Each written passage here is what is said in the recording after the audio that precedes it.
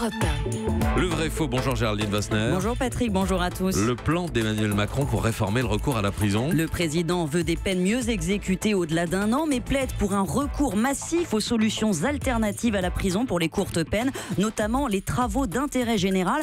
C'est un entrepreneur du numérique qu'il conseille sur ce sujet, le patron de OnePoint, David Layani. Un rapport de 2005 démontre l'efficacité de ce type de peine avec 2 fois moins de récidives. Il y a 2 fois moins de récidives avec un travail d'intérêt général qu'avec la prison.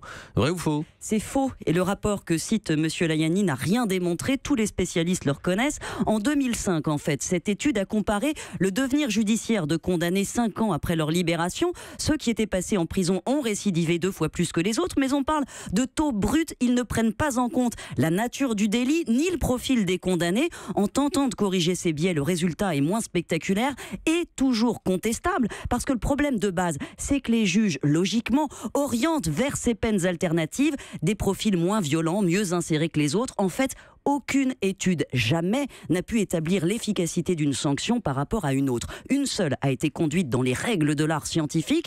On a tiré au sort en Suisse la sanction de 123 condamnés. La moitié ont fait un travail d'intérêt général, l'autre moitié une courte peine de prison. 11 ans plus tard, on n'a observé aucune différence sur la récidive. Donc ça n'invalide pas l'intérêt de ces peines alternatives qui restent préférables à la prison, mais croire que les imposer dans tous les cas résoudra les problèmes, non, c'est un mythe. Mais cela peut aider, Géraldine, aider à vider les prisons. Mais oui, car 10 000 personnes sont incarcérées aujourd'hui pour de courtes peines, sauf que la plupart ont déjà connu des peines alternatives. La prison, c'est le dernier recours aujourd'hui. C'est pour ça que les magistrats auxquels j'ai parlé sont circonspects. Le bracelet électronique, par exemple, ils sont pour, mais il faut que la personne ait un logement, de l'électricité. C'est pas le cas de beaucoup de délinquants. Et puis, que faire d'une personne qui serait là pour violence conjugale? Rien n'est simple. Ils se demandent quels moyens vont accompagner ces projets, car avant de décider d'un travail d'intérêt général, il faut connaître la personne. Est-ce quelqu'un de violent, d'instable? Or, les personnels d'insertion et de probation suivent 115 dossiers par an. Aujourd'hui, les recrutements prévus ne sont pas à la hauteur